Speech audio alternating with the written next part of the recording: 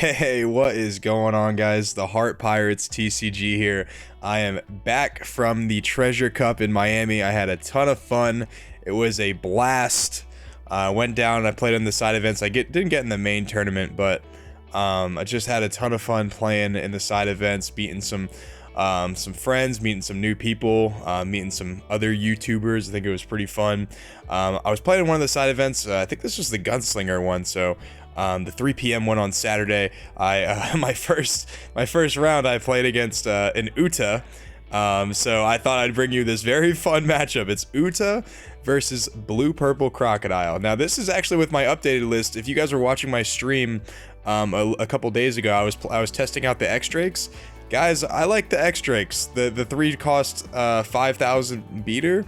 I like the X-Drakes. I played a total of 7 Kaidos in a row between Friday and Saturday, and that thing put in some freaking work. Now, I think I won 5 out of the 7 of those Kaido matchups, which is crazy. So yeah, so that X-Drake put in a lot of work. But anyway, let me commentate on this video, and then I will kind of talk about my YCS. God, I'm a Yu-Gi-Oh player. My One Piece Treasure Cup experience in a little bit. So anyway, we're up to, I believe, 4 Dawn now. I have a blocker on the field, and he has a beater Nico Robin, and then a just regular Robin, the one that searches from OPO1, the box. I decided to put 1 on Crocodile. I'm thinking about it, and then I swing 6 at his life, and he goes ahead and takes it. And then I rest 1, and then I rest 2, and then I play another blocker, Kirizumi. I believe his name, Higurashi, and then I leave 1 open because I'm pretty sure I have a Desert Spada. I want that draw 1, and I want that 2,000 counter. So in this game, guys, I'm going to be playing very aggressive with my blockers because I feel like my deck, like, I felt like I had like a huge advantage this game. I don't know why, like, I felt so safe, but I think it's the fact that he was just playing beaters.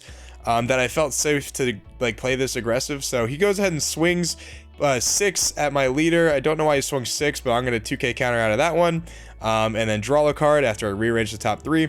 Guys, when you're playing against this deck and you see someone leave 1 Dawn up or 2 Dawn up, odds are they either have a Blast Breath, if they have 1 Dawn up, they either have a Blast Breath or a Spada, and a 2, they probably just have like a Love Mellow. So look how many Dawn I have before you do all that.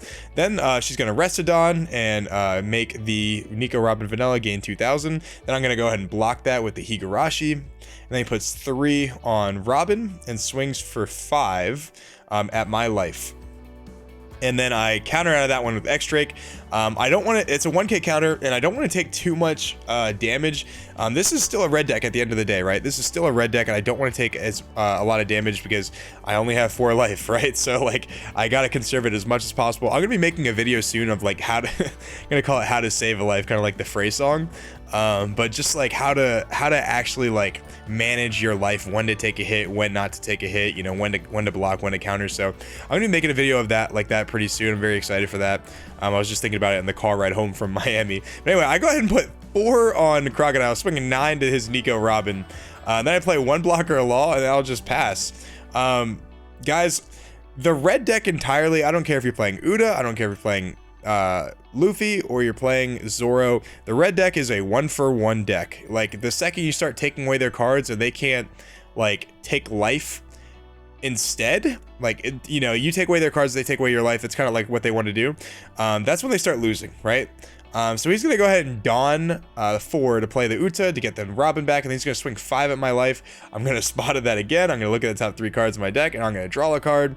I don't remember what I got. I just remember this game going exactly how this deck is supposed to be played, so that's why I wanted to post it, just because it's a fun matchup, and like, you get to see the full capabilities of my deck against a I guess a lesser meta deck. I think is the best way to say it. So I put 1 on Crocodile. I swing at 6 at his life. I don't remember if he takes it or not. He probably is gonna counter out of this one. He's gonna counter out of that one. Plays Brook, 2k counter. And then I'm going to play King, and then I'm going to kill his Robin and his Nami, and I'm just going to pass. Like, I have a huge advantage here, guys. Now I remember him, in the beginning of the game, I was talking over it, but he did get the jet pistol out of, off of the Nami. But at that point, I'm not really too concerned about it, because he has to play Otama and jet pistol, which is essentially almost his whole turn, and I still have 2 blockers, so I'm completely okay with that. And I actually kind of want to take a life here just to get some cards. I think I only have 2 cards in my hand. So he jet pistols the Otama jet pistols the King. He still has a couple Dawn left. He has 4 life left. So he can do a couple things with this. He's going to put 1 on the Uta, and he's going to swing at 5. And I'm going to 2k counter that one with Sasaki. I think I do want to take 1 hit here. So he swings 7 at life, and I'm going to take this hit. I want to get some extra cards. I got blockers on the field. I'm totally fine with that. And then he plays his last Dawn using or summoning the blocker Chopper. And now I'm at 8 Dawn, it looks like. Yep, 8 Dawn. I got 2 blockers on the field. I got a decent amount of cards in my hand, so I'm feeling pretty good. Check how much Dawn I have, how I want to sequence this. I remember I do a nasty play here, guys. I think it's this turn, actually. We're gonna see. We're gonna see. I'm very excited. So I put 1 on Crocodile, and I swing 6 to 4. So I hit the magic number, that threshold, and then he goes ahead and kills the Uta. I personally probably would have saved that with Chopper, but that's just me. And then I put 3 on Doflamingo. I Dawn 3 to play Doflamingo. I rearrange the top 5 cards of my deck. I see a Love Mellow there. I see a couple 2k counters. I see, I believe, a Kaido as well. So we'll see exactly how that works. So I rearrange that, and then I still have 2 Dawn up. So what am I going to do with those 2 Dawn? Well, I'm going to put 2 on the Higurashi, and I'm going to swing 5 at life. He's going to go ahead and take that too. I guess he wants some cards in his hand too.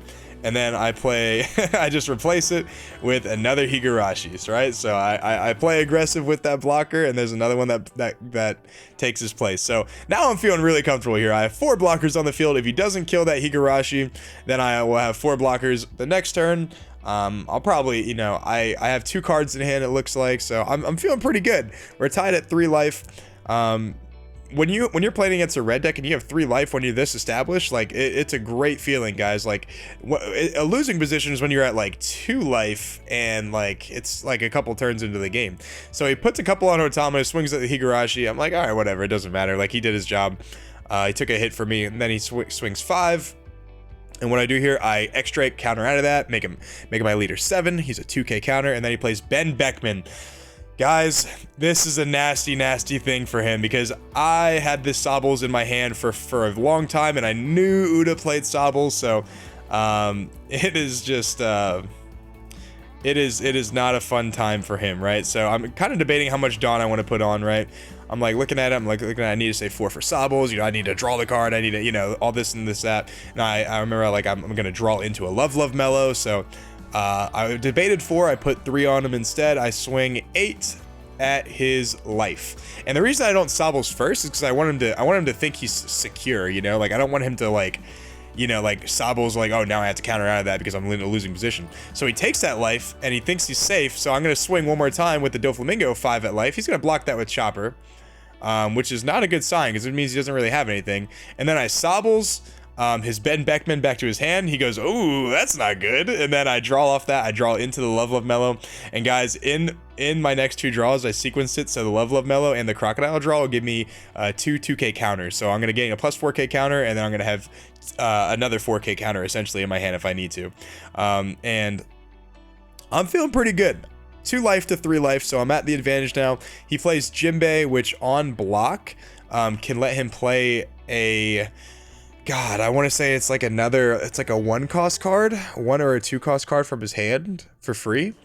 So like, it's an interesting card because like if you like on block play Otama, you can like Red Hawk something, I don't really know how useful that is, but this is an interesting, it's not like a meta deck, obviously, it's just kind of like a fun matchup, something you guys might want to enjoy. So he puts 4 on the Otama, and then he attacks at my Doflamingo. I'm gonna say screw it, I'm gonna save him. I'm gonna Love Bell, I'm gonna draw 2 cards. And he's gonna put He's gonna put one on Uta and swing at my Doflamingo character, and I'm gonna block that with Law. Doflamingo is a swing threat, Law is not. He's there to take those hits if I need him. And now I'm at fully 10 Don, and his field is not looking amazing. It's not looking amazing. So what am I gonna do with my 10 Don? Guys, I'm pretty sure this is the turn where I drop Big Daddy Kaido. I'm trying to think. Yeah, I just dropped him right away. I was going to swing, but I was like, oh, he's probably just going to block with Jinbei. So, Don minus the 5. Kaido, I pop his Jinbei. I swing 5 at his life. And he's going to counter out of that with the Ben Beckman that I just put back in his hand. And I considered swinging, I considered swinging at his Otama. I was like, nah, there's no reason to, you know, like if you want to waste your 5 Don on Otama, go ahead.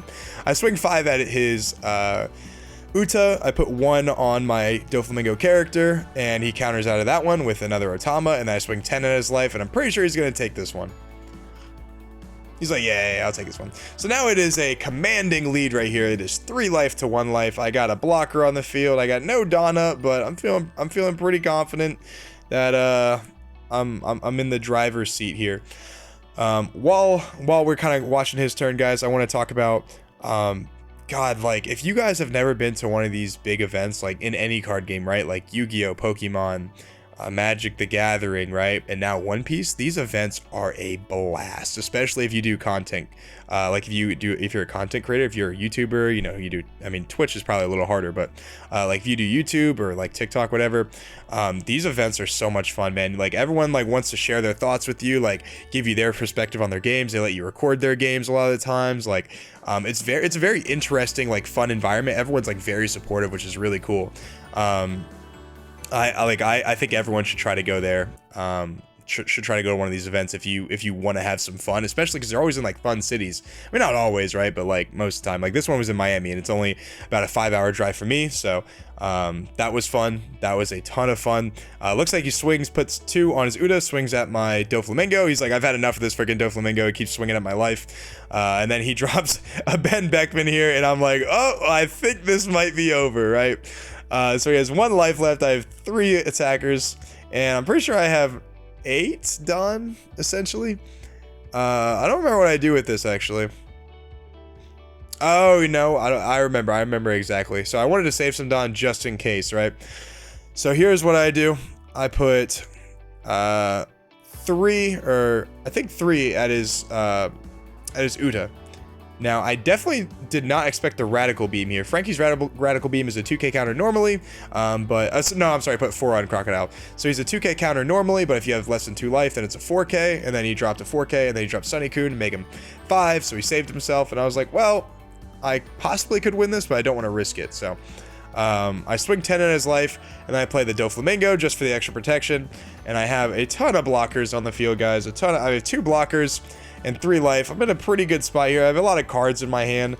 I'm gonna do God, I don't want to call it a BM move, right? Because it's not really a BM move. This was a fun game. So I was just gonna do like a funny. I'm gonna do a funny little play here in a second. But unironically, it's not an awful play. Unironically, this is not an awful play, and I'll explain what I'm talking about in a second. So I have 3 life left, right? And he has no life left. But I still don't want to take on any unnecessary life, because what if he has a way to stall the next turn? I know it's unlikely because red doesn't have a whole lot of stall left, right? But, you know, they still have, what is it called? They still have, I showed my hand, I have 3 2k counters. Yeah, so he puts 1, he dons 1 and makes what's called 11, the Ben Beckman 11, and then he swings at my life here.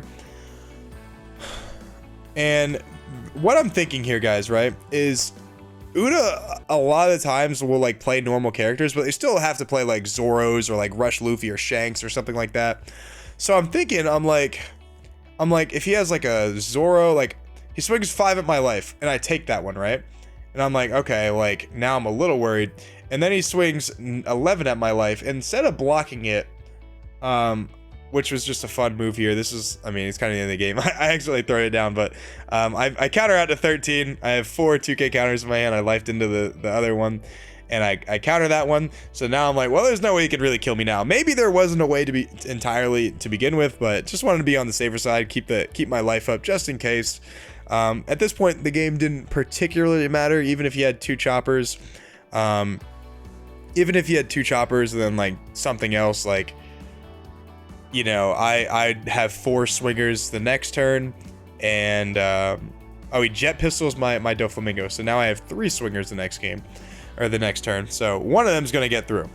One of them's gonna get through regardless. I'm gonna be at 10 Dawn, I believe, the next turn. Smell the blood in the water, and he's gonna tap 5. He's gonna play Luffy here.